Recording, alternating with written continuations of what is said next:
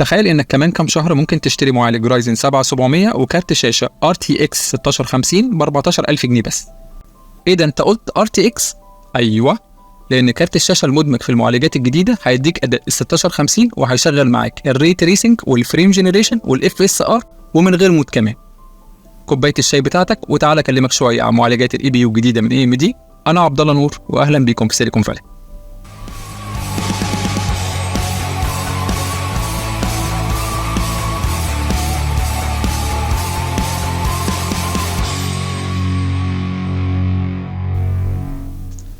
التسريب جاي من موقع فيديو كاردز، واللي لفت نظري في الجيل ده هو 3 حاجات. اولا انه بيدعم EVX 512، تاني حاجه هو بيدعم AI Accelerator، وده هيفيدني ان انا ممكن ازود سرعه الانفرنس ودي هنتكلم فيها بعدين، واخر حاجه خالص هي قوه الGPU.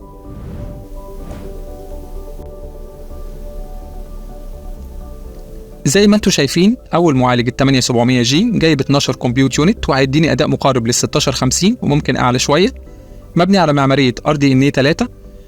البوست كلوك بتاعته بتوصل ل 2.8 وسعره $340. تاني معالج ال 8600G 6 كومبيوت يونت نفس المعماريه، هيديني اداء مقارب لل 1050 ممكن اعلى شويه وسعره $240. اخر معالج 8500G 4 كومبيوت يونت نفس المعماريه، هيديني اداء تقريبا ال 650 Ti او ممكن اعلى شويه وسعره $190.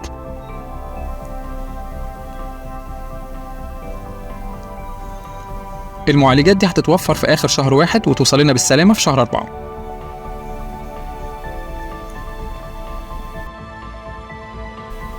طيب ازاي نعرف أداء المعالجات دي؟ أقرب حاجة للمعالجات دي هي معالجات اللابتوب اللي فيها نفس الIGBU بتاعتها اللي هي الراديو 780 واللي مبنية على معمارية RDNA 3. المعالج ده تقريبا هيبقى أداؤه زي ال 8700G، فيقدر يدينا فكرة عن أداء المعالجات الجديدة إن شاء الله. يعني المقارنة دي هتبقى بين ال 5700G وال 8700G. أسيبكم مع المقارنة.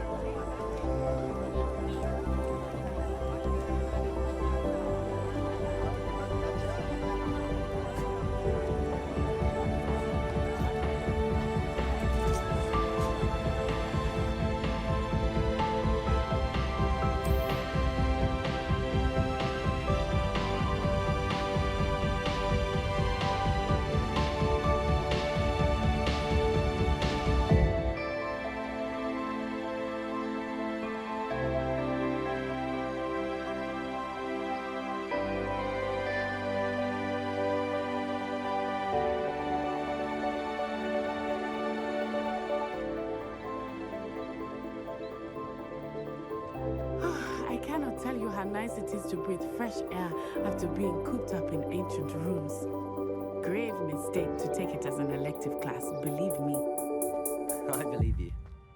Though I suppose you would not really call it elective when your mother was the one who elected that you take it.